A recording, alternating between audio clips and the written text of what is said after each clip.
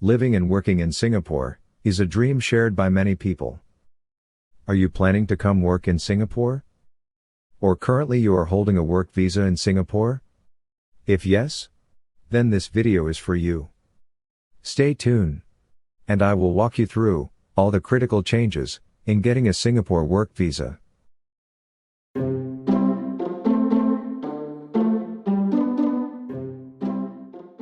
Right here is the heart of Singapore CBD area, called Raffles Place. Thousands of people are working in this financial district. I can tell more industries are popping up. There is a huge increase in the number of expats and locals, founding startups, and naturally, more people are trying to come to Singapore to work. The Ministry of Manpower is the authority who controls the work visa approval and formulates its requirement. They have recently announced a few critical changes to the requirement for applying a Singapore work visa. Let's take a look. There are many different types of work visa in Singapore, or sometimes they call it work pass. Let me do a very quick overview, so you have some ideas which work visa is for you. First, there is Employment Pass, or EP, targeted for foreign professionals, managers and executives.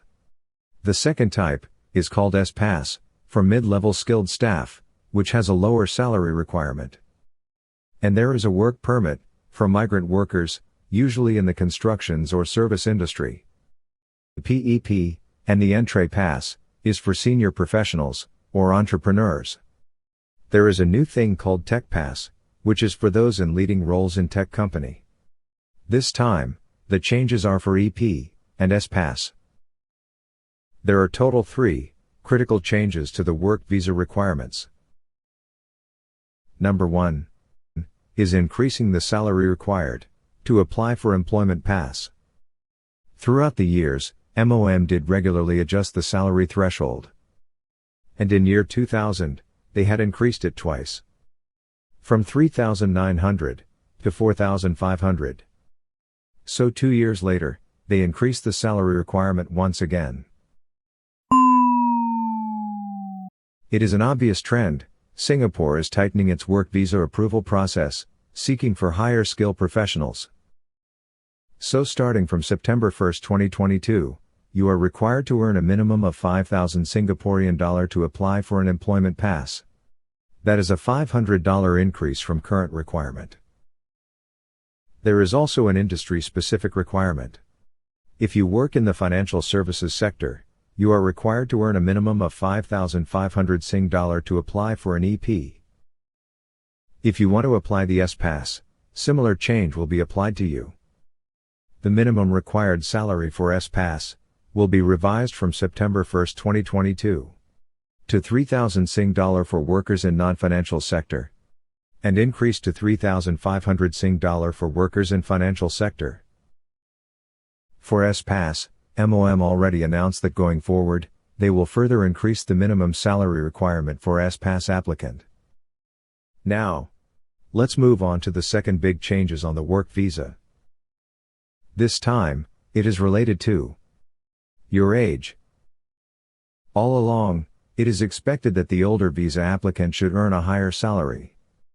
From 2020, they started to state that salary threshold more specifically.